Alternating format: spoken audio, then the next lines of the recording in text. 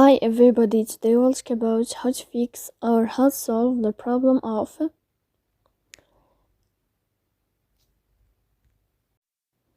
game not working on Magic Tiles 3. Do you know how to fix or how to solve game not working on Magic Tiles 3?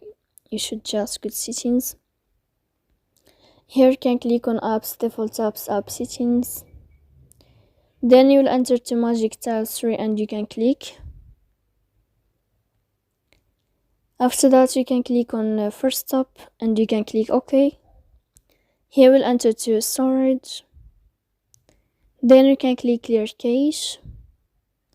Don't click clear data because that can cause you errors or can delete your account. And in the end you can turn off your phone. So please don't forget to support us by like and subscribe. See you next time.